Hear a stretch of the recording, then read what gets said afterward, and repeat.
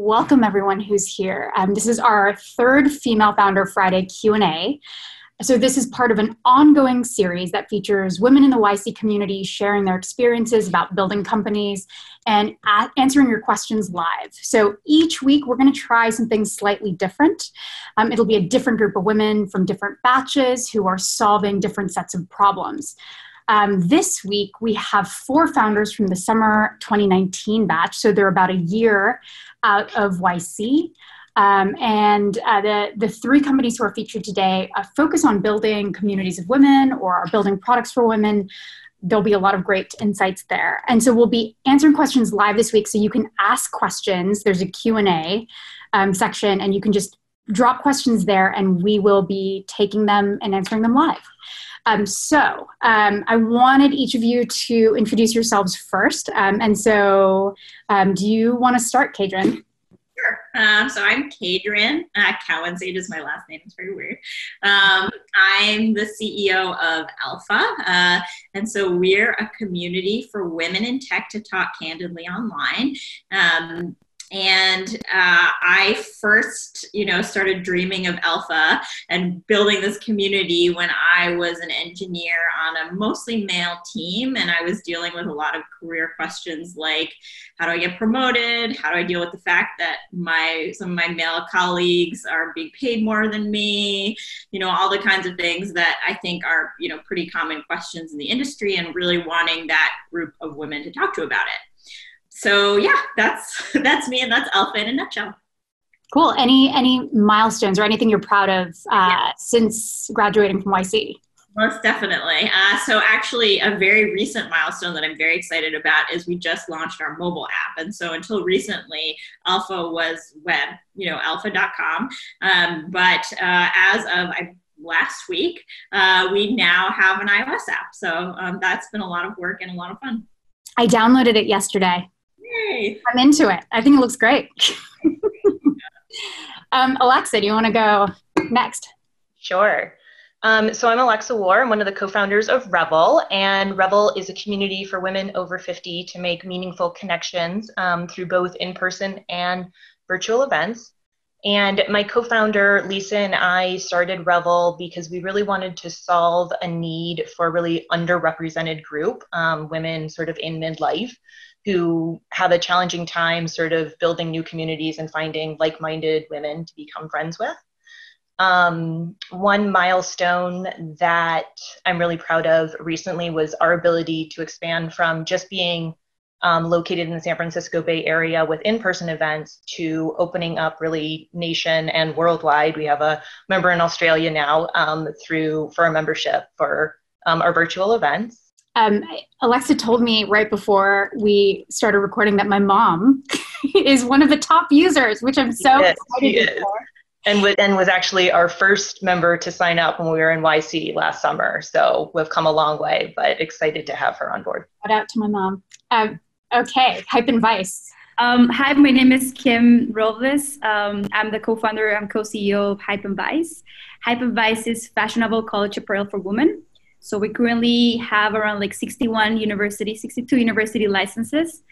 And Ceci can share one of my proudest moments, I think, in the last few weeks is that we just signed some of the top universities, which we have been trying to sign for the past year, which is LSU, which are the national champions, Florida State, and we're about to sign Michigan State as well. So those are really great schools that we've been trying to sign for the last years.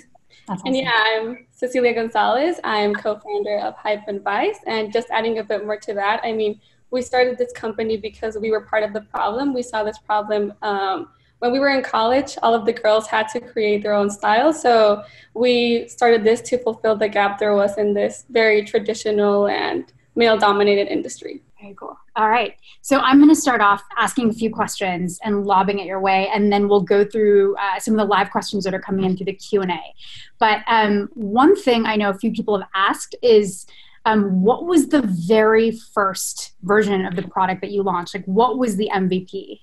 So I used to work at YC. And so the first version of my product was something that I was working on the side at YC. And so I went home one weekend and built a very basic software for a forum. I'm an engineer, so for me, that's like a fun weekend project. And so on Monday, I came in and said, hey, coworkers, YC had, I think, 25 plus women on staff. Hey, coworkers, will you all try using this and see if you like it? And so my first users were YC employees, and then from there, once I sort of validated that they were interested in using the product, we invited YC alumni, and then, really expanded out from there. What was the first version of Revel?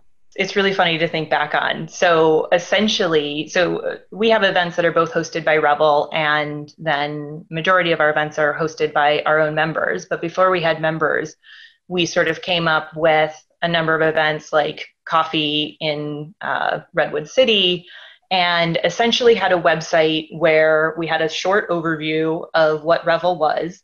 And below that was a list of maybe 3 events that we had coming up in the next, few weeks. And the way that people RSVP'd for those events was literally just emailing us if they wanted to attend them. And that essentially was it. And of course, now we've built the product into pages of events that members can put up themselves and people can actually RSVP. But yeah, it was very simple and streamlined to begin with. And Hype and Vice, what was the very first version of what you did? Did you work with this, like your own schools first? No. So we actually started by being infringers. We tested the model by creating, we used like similar colors. We never used anything trademarked, but we started specifically with USC because we thought it was only a local trend. So we started by creating like a different array of product styles and kind of took it from there to see like what sold best. And we actually only delivered on campus, and we would deliver them ourselves. And then by the time, I think I've seen this question come up a couple times, but at what point did you apply to YC? Like how far along was your product? Yeah. I think we applied, we were, I think, working on this for 2 years, and we applied when one of our friends recommended us because at the beginning, honestly, we thought it was just like more like tech oriented, Silicon Valley, but then we heard that YC just like try to it's very open to also receiving new businesses and like other ideas. And so we've applied until we just had around like 15 schools when we started the program. And then when we ended up with 60 licenses. Yeah, I think that was one of the most impressive things is you were able to get so many licenses during YC. It was like, was that the demo day goal, was to like get more licenses from schools? Which was pretty amazing. And so I might ask you in a little bit, like how you were able to do that and really ramp up your process, essentially sales process to schools. Cadran, how far along was Elpha? Let's see. Elpha was maybe a year and a half old. So I was building Elpha as a side project for quite a long time, just kind of, growing the community, continuing to experiment with sort of what a professional network for women looked like and how it was different than one that was built by for men. And so it was about maybe a year and a half in when I took the leap and left my day job and applied for YC and started working on Elpha full time. And what was the thing that you think like fully convinced you to like leave your full-time job to do this full-time? Yeah, I don't know if there was one very defined moment. It was more like for kind of a long time, I really had this itch and like, I thought Elpha was so cool and had so much potential and I was getting so much value from it. Really felt like this is what I actually want to spend all of my time working on. And so I was sort of feeling that way for quite a while before I ended up pulling the trigger and working on it full time. So it sort of just pulled you out. Yeah, like slowly pulling me in. And then finally I was like, I have to do this. And Alexa, you guys was it pre-launch when you applied? It was pre-launch. Yeah, it was just an idea. And even between applying to YC, our interview, and getting in, we were evolving sort of on the fly.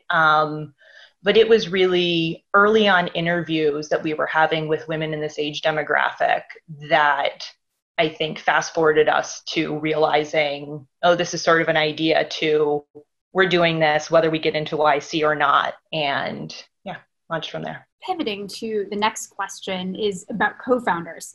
And so the Hype and Vice, since both of the co-founders are here, can you talk about how did you guys meet? How did you know that you wanted to work together?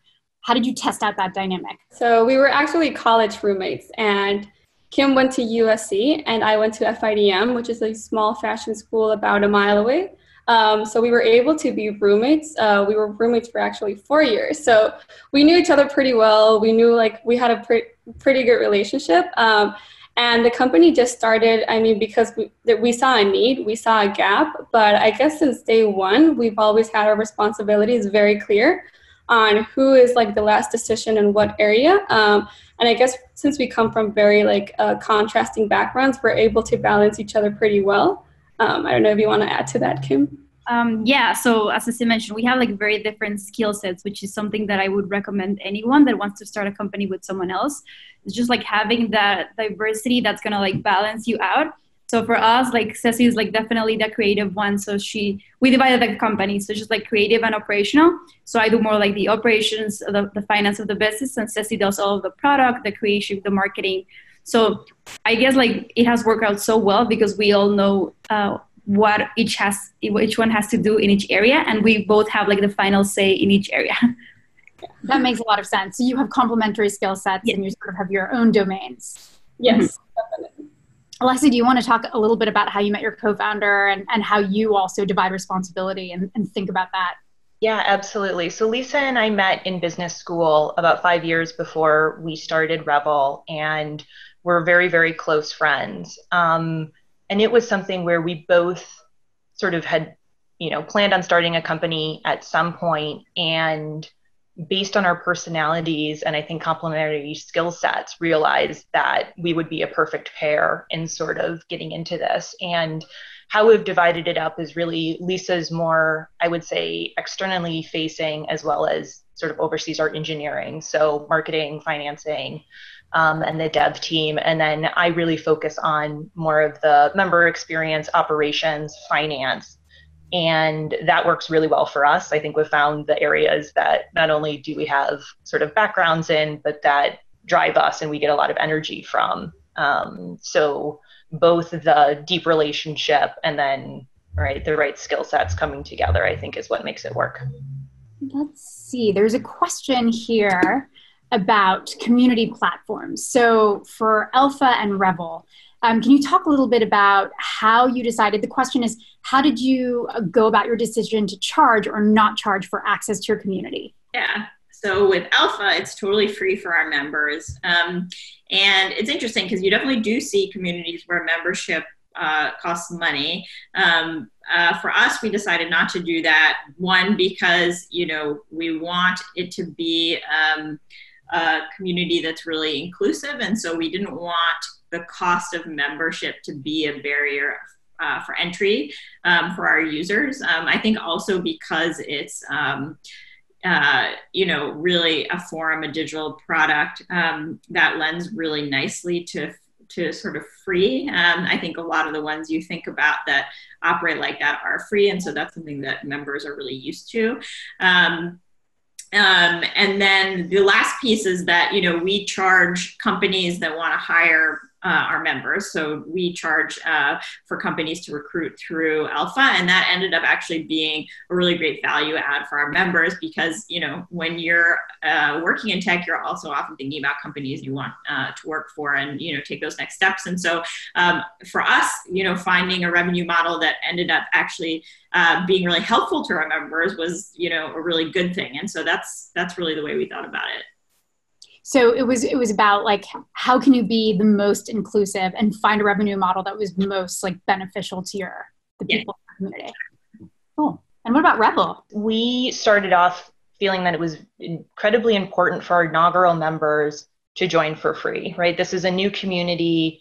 They're sort of going out on a limb to help build that, and sort of asking someone to pay for right, the community that's still growing and still sort of building up the value for it, we wanted to sort of reward those first members who were joining and really helping us build that. However, for us, we do plan to implement a membership fee once we get to sort of that level that we think is the right time to launch it.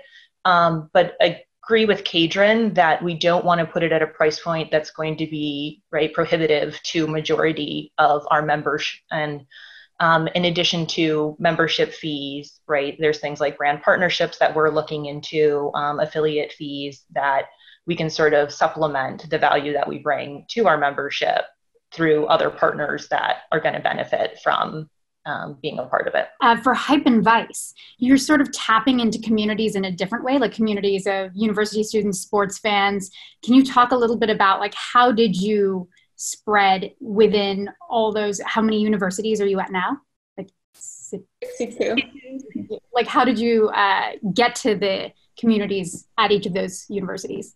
Since the day we started, we always knew that we wanted to make this a brand by women for women, and that meant like all of our models we use, all of the content we use is actually created by our customers. So it's really our customers' brand. So we've always tried to keep it very organic and authentic. We think that's something millennials, Gen Z, and value a lot. So when it comes to entering a new campus, we'll get in touch with them. We have a campus captain program where we actually have 4 representatives of each campus, and they can kind of tell us what the trends are, how the culture in their campus is. So we're trying to adapt specifically to each one of the schools we partner with. I guess besides that, we also saw that, sports has always been like hand in hand with the licensing part, and we see it more as the licensing. Our audience, many of them are into sports, and then another big percentage are actually buy because they want to be part of the community because it's their sense of identity, right? So we do carry a very emotional product, and we try to represent like their culture or their campus the best way possible, or the more authentic way possible. So yeah, we try to keep everything very organic. And how, for all of you, I don't know if this has come up in the chat questions yet, but it just, I just thought of it. I was like, how have you transitioned based on, COVID and quarantine and like, Elpha was already online, but for some of you, like, how are you thinking about that and how does that impact your business?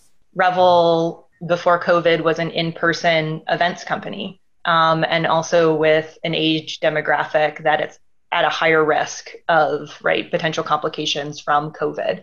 So not surprisingly, we've had to completely pivot our business from an in-person events company to 100% virtual events over the last 6 weeks, and continuing for not only the weeks into the future when we can get back outside, but continuing to offer virtual events for our members who are not going to be comfortable even when shelter in place is lifted, to really get outside and start interacting with groups. And I would say it's actually in a way been a silver lining for us because it's opened us up to another product line that maybe we weren't necessarily thinking about as much when we could be in the in-person world. And things like marquee speakers are a lot easier to implement through a virtual world. And so we'll continue those even after COVID is gone, which is hopefully sooner rather than later.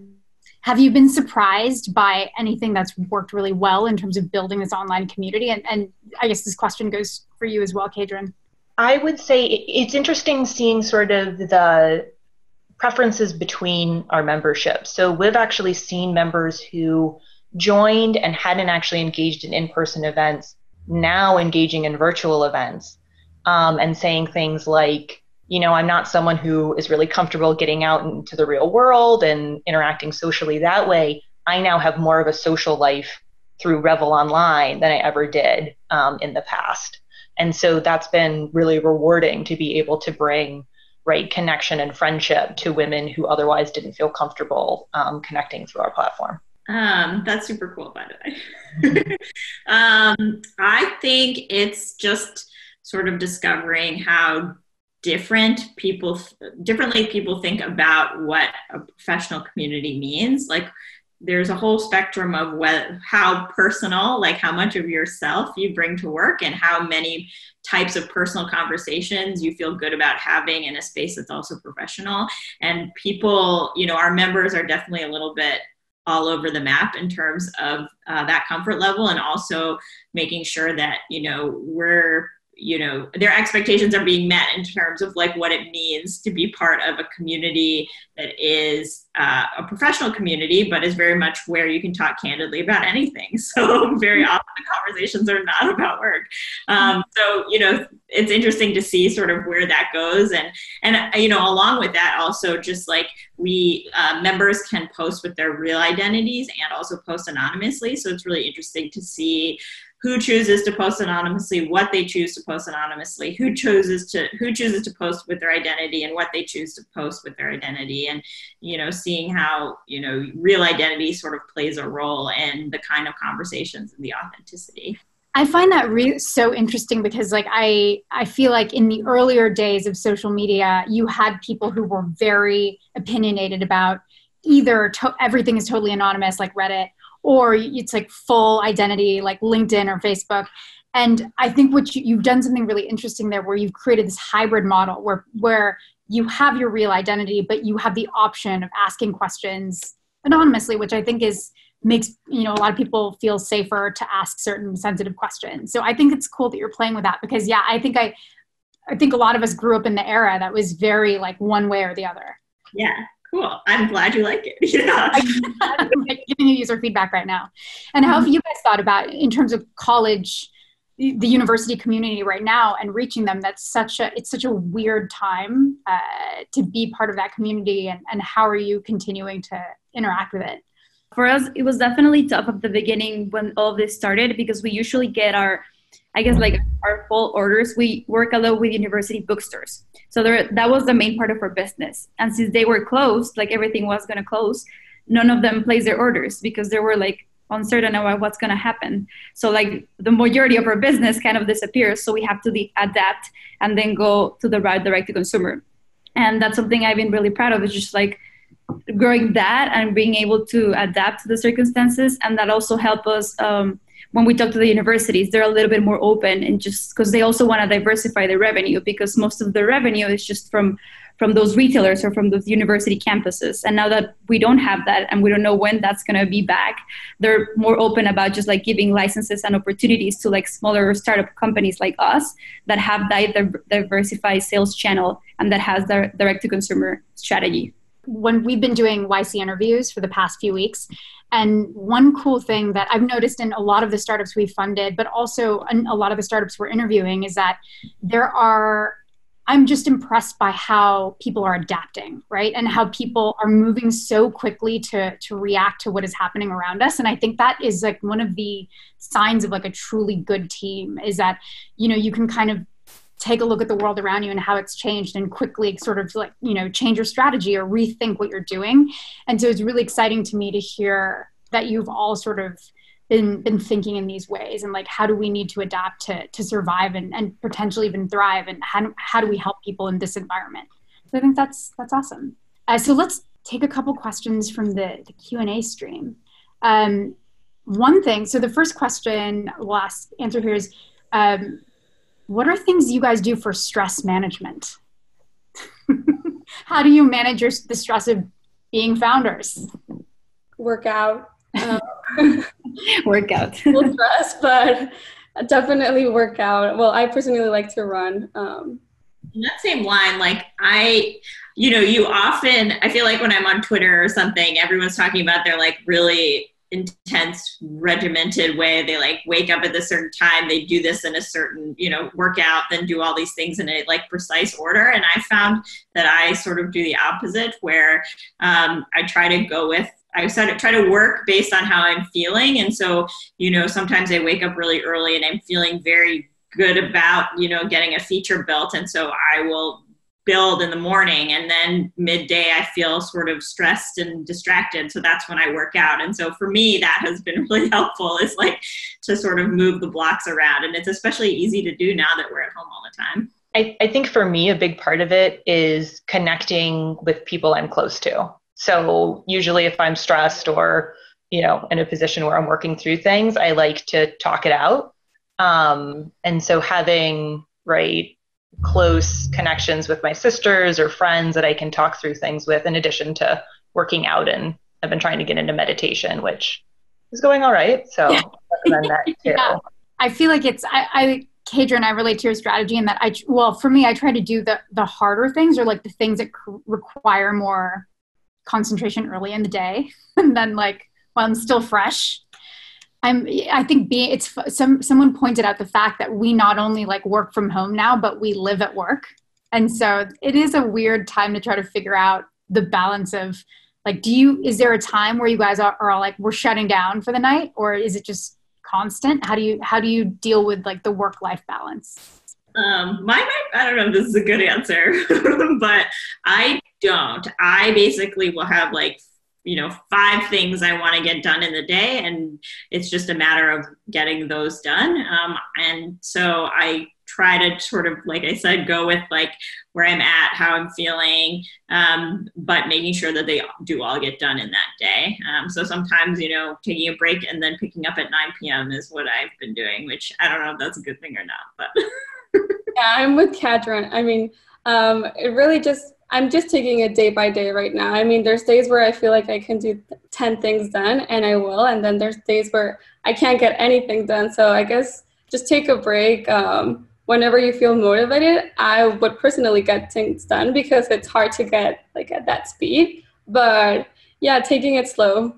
Personally figuring out what works for you. I know I'm most productive basically right after I wake up, 7:30 to 3 p.m. And then after that, I sort of, I'm just not as productive. And so, of course, there's always answering an email or two or things that pop up at night. But for the most part, having a set time and working through that is, what works for me. All right. The next question from the Q&A is, when did you make your first hire? Was it after raising money or before? And what was the first role you hired for? I think for us, it was right after YC when we closed our seed round, and the first person that we hired was the operations person. So she's the VP of operations, and that was the first person, because that's where we had the most problems with, just trying to have that operations streamlined. Our first hire was prior to, I'd say after raising money through YC, but prior to raising our seed financing, was a part-time woman over 50 who was a community lead for us and then became our head of community later on. And it was incredibly important for us, who are women in our 30s, to hire someone who was of age, could be in this community, and could really be boots on the ground, because that's how we were building our community. And then after raising seed financing is when we got into hiring more full-time HQ type roles. We started by hiring freelancers. And so we actually also hired freelancers for our community team as well. And those are folks who sort of represent the values of Elpha and really help guide conversations and make sure people feel welcome online. And we also very similarly pick our community managers out of the community. So typically we will see somebody who is, just a really great participant, and we'll ask them if they want to join our community management team. And that team is still all freelancers. So for the most part, they all have, day jobs. And we try to get folks doing different things like engineering and, or being a founder or whatever it is, and because they can bring those different perspectives. The next question here is about your tech stack. So was there someone on the founding team who was in charge of your tech stack? And if not, how did you bring on, a CTO or, the first person in charge of that? Cadran, you want to take that first? Yeah.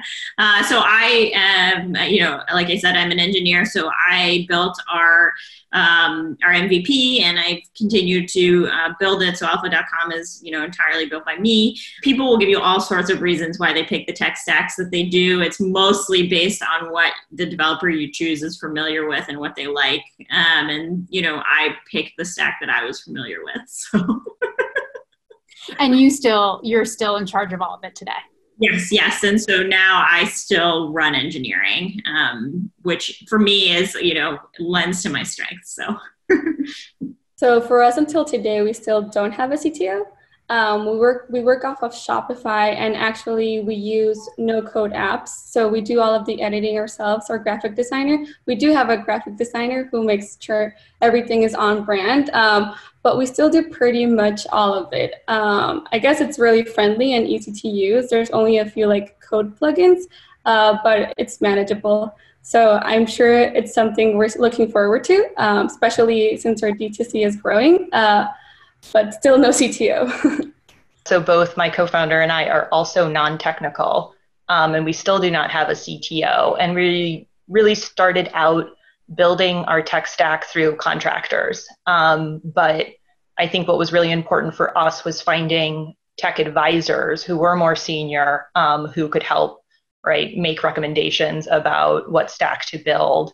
And that worked really well for us. So we now have a couple of full-time engineers who are working on that tech stack. But as we're sort of looking for that senior level tech role, which we're hiring, in case anyone on the phone is looking for a job, continuing to have those more senior tech advisors has been really useful. There was a question early on in the feed about advice for finding technical co-founders, and I thought I'd ask Cadran, right? Do you have any advice? Because I'm sure you actually also get this question a lot. And so do you have advice for people who are looking for technical co-founders? Yeah, I mean, I think it's really hard. I think anyone who's looking knows that. I think the same advice is true for a technical co-founder that is for any co-founder, which is making sure that you have a really good relationship where you guys actually really know each other and are friends. I would say if you don't have a friend who's an engineer and you're trying to find that person, then working with them on a contract basis before you get into it full time is a great thing. And then like in terms of places, I think community platforms like Elpha are a good place. I know that there are some, I was going to say in-person communities, but I guess that's out right now, so let's skip that one. But I think like the online places you can go. I think also the other piece as an engineer who's been pitched a lot is that if you are an engineer, you get pitched often, and things that are compelling are one, the founders have built a prototype without coding to show that they have something that people really want to use, and getting that traction and show that even though they're not coding, they can really execute. I think that's something, probably the thing that is the most appealing when a founder approaches me. And so I think that's one. And then, making sure that there's good rapport is the other. So yeah, I would approach communities. I would, reach out to all of my friends and say, hey, do you know anyone who's an engineer who's looking for a job? You could potentially like reach out to alumni networks at universities. Yeah, I think it's just a lot of hustling. I don't have a magic bullet, unfortunately. So. I'm going to have to look this up. I can share it. Hit me up at kt@ycombinator.com. I once looked at the top, I think like 50 or 100 female-founded companies that we funded at YC and looked at how they met their co-founder. And I tried to map it out, like what is, and the most like obvious answers are typically the ones, the ways people met. So work, school, and then there were a surprising number that met after that. Work and school were huge on top. And then it was like some events or friends of friends. But yeah, I can look that up and send it to anyone who's interested in seeing that data. But it was just an interesting question that I had for myself as well. So how many of you were working full-time doing something else I know you were, Cadran, when you just started your companies? The question is, when you have a full-time job and you're trying to build a startup, like how do you balance? Like how did you balance your job and kind of building this new product? So I was working full-time at a health insurance startup out of Minneapolis, and when Lisa and I really started diving in that we were going to do this, it was nights and weekends. And so, right, you have your full-time day job and you, I guess, need to dedicate the time that you do have off hours to building the startup, doing the research. I think the beautiful thing, though, at least for me, was it quickly became clear where my passions lay, right? Not in my current day job, but being excited to spend that extra time on the weekends working on it made it obvious that this was the path that I wanted to go down. And Cadran, how did you balance the time? I think it's similar where you do it on nights and weekends. I was definitely fortunate at YC in the sense that I told my employer what I was building, and they were, super supportive and gave me time at work to work on it too, which was great. So I think if you're in that position, awesome. I think the more transparent you can be with your employer, the better, because you never know. It might be something that they support. And yeah, otherwise I just would do it, when I had the energy after work, which wasn't every day, and a lot of time on the weekends. And were you guys right out of school when starting Hype and Vice, or? Yeah, we actually started through college. So we would have to juggle like starting the company and the startup. But I guess like by the point we were about to graduate, we had kind of like the traction. We had a proof of demand. So we were able to take the decision to do this full time. I don't know if you want to add anything else, Kim? Yeah, no, same. It was just like studying, I think the last year or like the last semester was just like trying to study and then do the business, but it was just the same. We missed a lot of classes, to be honest, but it's just trying to do that at night or just like during the weekends like everyone else, try to make some time for it. Or we would even actually take turns. When she had class, I could do deliveries or I could do orders. Like we would juggle it out all the time.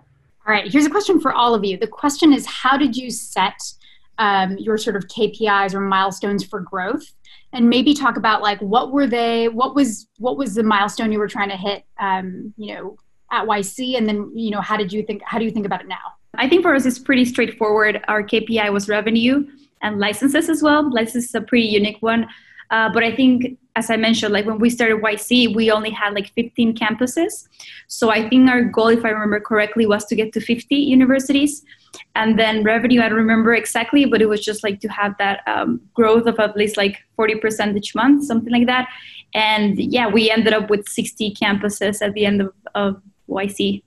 And how were you able to sort of ramp up? Up until that point, you'd only had 15. So how were you able to get so many in like a 3-month period of time? I guess another point is we bootstrapped our company before applying to YC. So we were kind of growing with what we were able to fulfill. And at that point, only 11 schools made sense for us.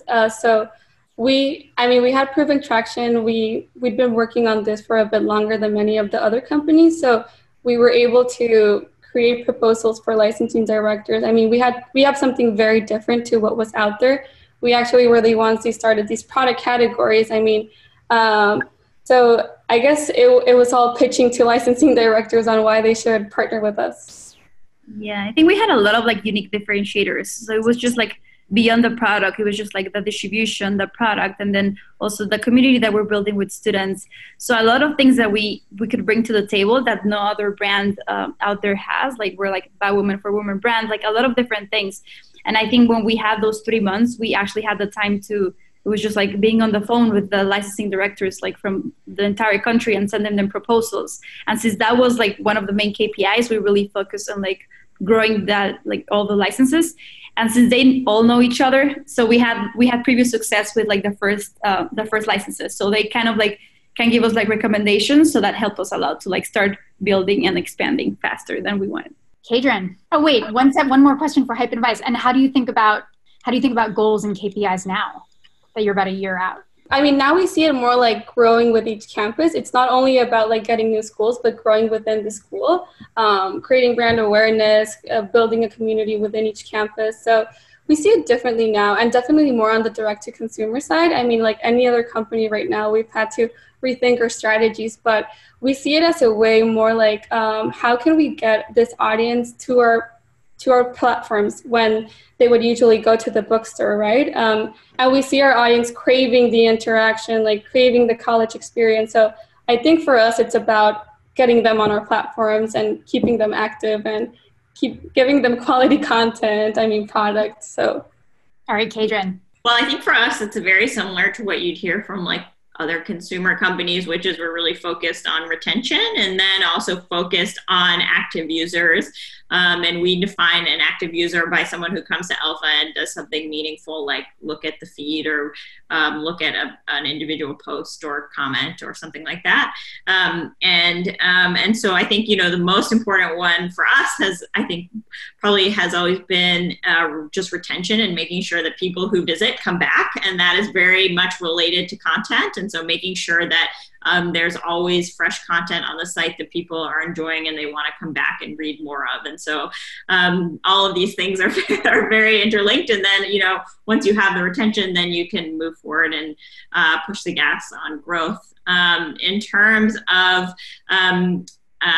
particularly during the YC period, we were experimenting with our revenue model for the first time. So we were doing our first sales to customers, which was, very sort of experimental. And so we were focused on getting those first customers, getting our first placements, making sure that we were actually able to effectively work with customers and that they were able to hire members. And so that was a big one. Now that we're past that, we still, of course, make sure that our companies are able to hire, but we're much less focused on the revenue side of things and more focused on the community side. For us, because we were so early during YC, our beginning metrics were really around interest, right? So how many members are signing up? How many members are signing up to host events? How many events do we have? And then how many members are signing up to attend them? And that really got us to the point where we were able to raise our seed financing because we could prove out that there was something here. And since our seed financing, our KPIs really are around engagement and less around growth, to Cadran's point. So we need to prove out now that members continue to come to our events, hosts continue to host events. So how often is she coming? What is she rating the event? Word of mouth growth, right? Is she telling her friends about it? And that's really our focus today, to get to the point then, one, okay, we know we have the value where we can turn on the paywall. And then two, okay, let's hit the gas pedal and just start growing based on that.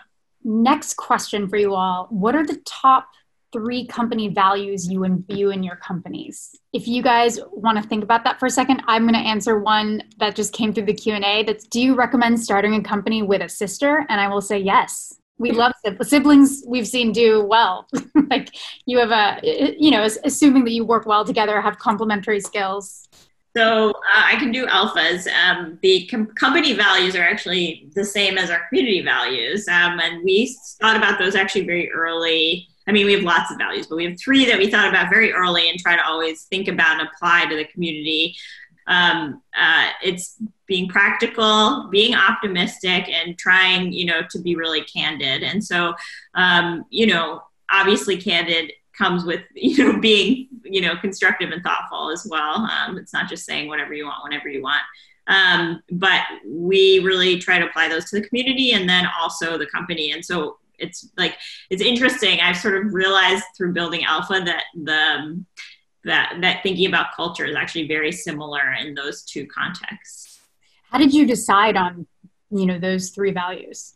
We backed into them based on the community that we already had and that we really, loved, and why. I'm thinking about why it was so good and what we liked about it. And then also thinking about where we wanted it to go and like what we thought were the sort of pillars of making sure it continued to be a community that was one that we wanted to participate in. And then through that exercise, really realizing that, oh man, these actually are very similar to the things that we value in a company. So our 3 values are authenticity, respect, and joy. So authenticity really is about coming as you are, right? As a woman over 50, they're here all the time. You can look 20 years younger by using this product, right? Or anything along those lines. And so we wanted to create a community that was about, you can just be yourself. And then respect, right, is you come as you are, and then also respecting everyone else, right, as you come to the community and opening it up. And then joy is just about having fun. So this, even if we're talking about personal issues or things that are hard, let's try to have fun with it. And I think it all sort of rolls up into our name, Revel, and we call our members revelers, right? Which is just enjoying the moment, enjoying what we're building. And so doing so in a fun way. For us, I think we have like 10 values, but if I can name, like the first one would be like being a problem solver. I think for us, it's essential to find people that want to work for a company that have the initiative to actually solve problems and be fast thinkers. That's the first one. The second is just be open to learning new things and just like wear multiple hats, because we're all in startups, so it's just we have like not many employees, so like we all have to wear multiple hats, and like no one is ever like too good to ship boxes, so like we try to always emphasize that, and just like everyone's just gonna be doing everything if it's needed for the company. Okay, let's see, one more question and then I have a wrap-up question for you guys. What's the best piece of advice do you think you've gotten so far that's really stuck with you, YC or otherwise? I guess for my end, it's just do it. Like you're not gonna know what you don't know until you start. So you just have to start. I think for us also, when we talked to PG during YC, and he mentioned just like follow your growth. Like you never know, don't have just like a very close path of like the things that you want to be. Just like be open, and just like if you're growing in an area that you never imagined that you would grow, just like follow that growth, and that growth is gonna take you to the real success that you're looking for. Ours was also one from PG and from Michael. So, when you hear from two, it's important. And it was not to try and innovate in too many places. So, and in fact, at most focusing on, 2, maybe 3 areas. And so for everything else, look to existing companies, existing products, and try to just, reuse, everything that's already working for all of those other products. And that was very useful advice to me. How did that help you sort of zoom in on the one piece that you wanted to innovate on? Yeah, totally. I think as a forum, there's a lot of reference points like Hacker News and Reddit. And, at first I was like, okay, what does a forum that's built from the ground up by a woman look like? And how is it different? And there's, a million ways it could be different, right? And so if you get too experimental, you confuse your users. And so, there are definitely things that all of these other established products have done that make a ton of sense, and they've been developed over many years and through lots of experimentation, and so you don't need to throw those all away, right? And so I think it was thinking about what problem are we very specifically trying to solve, and what are the areas that are really important. So like the using your real identity and also being able to communicate anonymously was one, for example. And so there you experiment, and the rest you sort of default to what other people are doing. For me, very, very early on, a friend and fellow entrepreneur said, what you'll realize is that you will quickly become the expert in your channel, your product, your member. And remember that as you go out and ask for advice from other people. And I think for us, that goes hand in hand with listening to our consumer, right? Especially not being someone in the demographic. We just need to continue to listen to her and to build what she's asking us to build. And you really can't go wrong with that if you're just listening to your member. That's awesome. So my last question for you guys is, what's one thing that you guys are optimistic about? And then if you want to think about that, there's one really quick question. So we may as well answer it. How big are your companies now? How many employees? We have around like 10, but some, I think 5 full-time, 5 a contractor. We're at 7 full-time employees. Yeah, we're somewhere around 10, and it's mostly contractors. Okay, one thing you're optimistic about. Could be literally anything. I can start. I think I'm optimistic about just spending this time. We've never had this much time to spend with like family and like people that you love. I mean, I had the chance to just go to my parents' house and be there for like 3 weeks and just spending time with them. And they live in Mexico. So I rarely see them. So it's just, I always see them on Christmas. It's just like a week, or like New Year's, but just spending time with your family right now. And like, there's just that, I think that's a very positive thing from everything that's happening right now. Yeah. I feel like one of the things that's been really exciting is just to see all the innovative new things people are thinking about and building based on sort of, new behaviors and where, the world is going to be going. So I think it's an exciting time for new products to be developed and new services and, really cool new companies. I agree with that. It's been very cool to see how creative people are being. And it's I guess, really true that, constraints breed creativity, because there's a lot of interesting stuff popping up in, I guess, different behaviors. Yeah, I guess also like from a personal side, just kind of slowing down and living day by day. I'm used to like LA, the traffic, commute. I've had way more time to like rethink our strategies, rethink our marketing, just rethink the whole company, what we're trying to project. And from a company side, I see a lot of behavior changing on the direct-to-consumer side, especially from Gen Z, how they're shopping, what they think, how they support companies. I feel like we're going from like the mass companies, and we're kind of like cutting down on supply chain.